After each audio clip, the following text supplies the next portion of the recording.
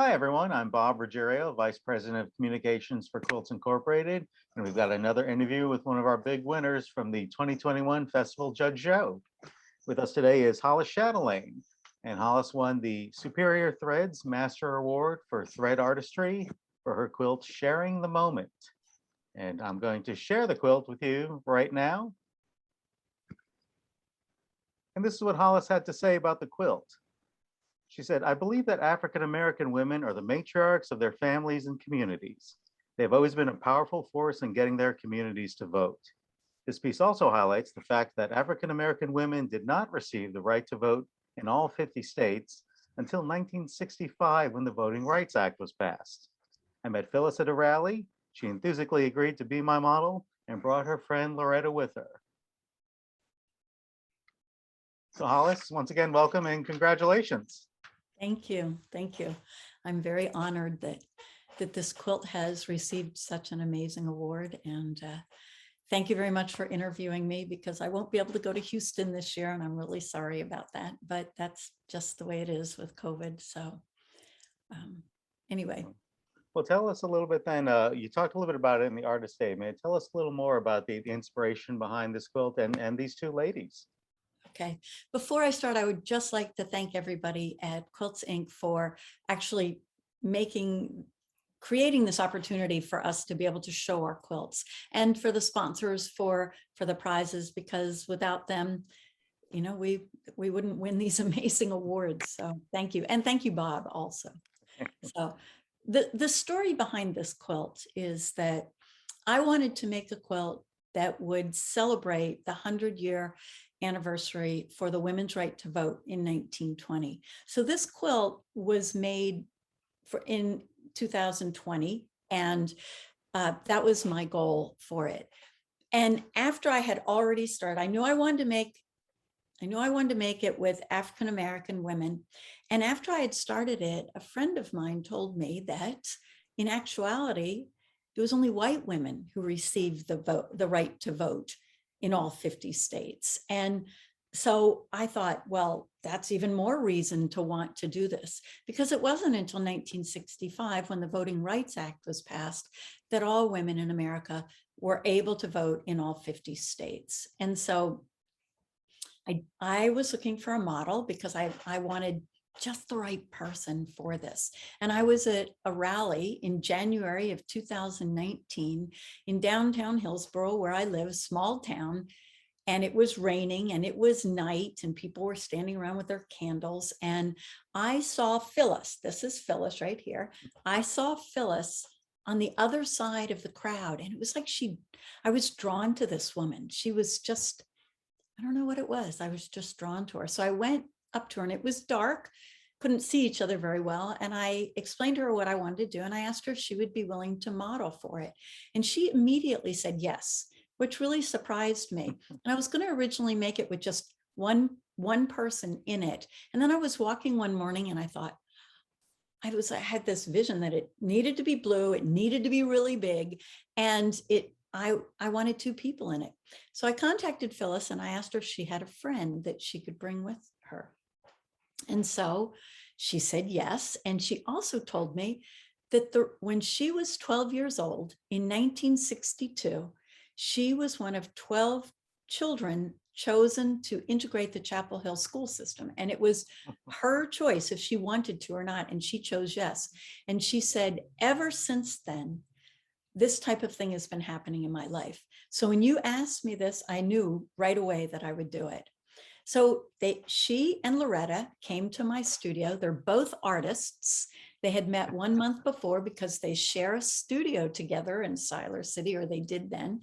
And so it was just the most wonderful morning, and I was able to photograph them. And then as I worked on this, they had never really seen quilts like I make. And every day when I would work on it, at the end of the day, I would take a picture of it and text it to the two of them, my progress. And I felt like it was a collaboration. It was so fun to do.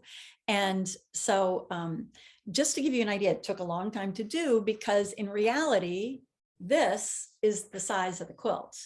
And so it's a very, very big quilt. Yeah, And I should mention it's a 75 by 50 inches, which is very large. yeah, it is.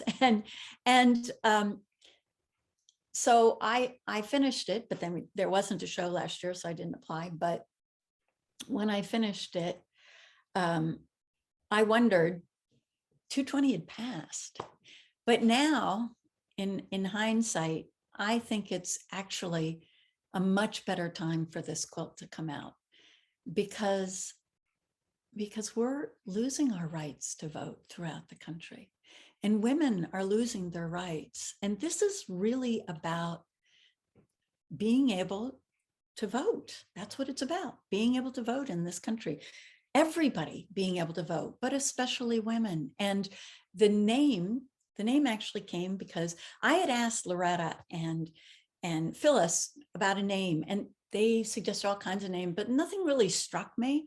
And then one night I woke up with a name in mind, and I got up and I went into the kitchen and I wrote it down on a piece of paper and went back to bed and totally forgot about it, that until the next morning when I woke up and went into the kitchen and I found written on a piece of paper the title Sharing the Moment. Wow. And so this is really a quilt about joy. This is a quilt about friendship. This is a quilt about everybody having equal rights. It's a quilt about people coming together, and it's a quilt about women. And so that's what it is.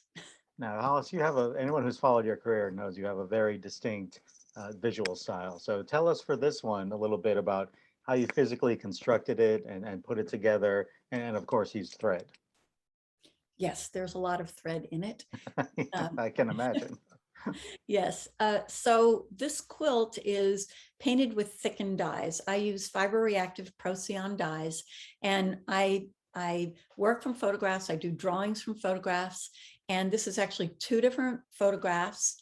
And they when we were together, they were both on rolling chairs, and I kept saying, move closer together, and they would move close together, and they were laughing, and we were all having a good time, and their chairs were rolling away from each other. It says something about the floor in my studio, but anyway, so I actually used two separate photographs so I could place them a little closer together. And after I did the drawing, then I enlarged it to size, traced it on white fabric, and I painted it with the thickened dyes in 6 values of blue. I wanted this beautiful blue because it really seemed to go well with it. And then afterward, I washed it out, batted it, and it has many, many, many different colors of thread in it. And so you can see that the signs, they're right over there, somewhere there. They have red in them on both of the I voted signs. That's only thread. Mhm. So that is all of the color that comes in it comes from the thread. It's actually just painted in blue dyes. So And so what did the two of them think when they saw the final product for the they first time? haven't seen it. They haven't. No, because of COVID. And so, we were in this time of where you weren't supposed to go anywhere and you weren't supposed to, all of this stuff. And they live about an hour from me. And I know that Loretta was traveling. And so I really want, once I get the quilt back, I want to have them over so we can all be photographed in front of it, because I have sent them both prints of it, but they've never seen the actual quilt. Wow. So That'll certainly be can't wait. special when they're able to do that. Yeah. All right, Hollis, well, I just have one last question for you, and I ask this of everybody I interview. If you could have one quilting superpower that would allow you to do anything with your art, what would it be and why?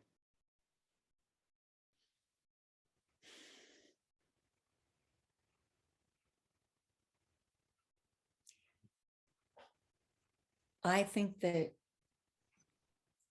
quilts for me, quilts are a way for me to record history, to tell a story.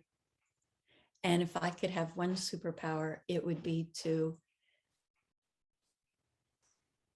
be able to have the quilts reach more people, to start discussions, because I believe that quilts are very powerful, whether they are a statement or not.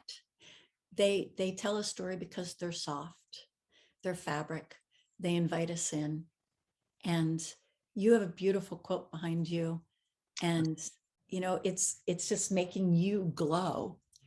And I just think that I wish that everybody could understand the love that the people who make the quilts, the love that they put into them, and how important they are, and that they really are powerful. And every quilt is, because if you make a quilt, you put time into it and you put love into it, because they're not quick to make. And I just wish that more people could understand that the power behind them. That's about as wonderful a thought as I could ever hear. So, Hollis, thank you so much for taking out the time for this. And we'd like to remind everyone watching this that you can see all of the winning quilts online at quilts.com. But more importantly, you can see them all hanging in person in Houston from October 28th through 31st at the International Quilt Festival. Hollis, thank you so much for taking out the Thank you time to so speak much, with us. Bob. And it's great to see your face again. Okay, okay. I don't know about that, but congratulations. All right. Thank you. Bye-bye.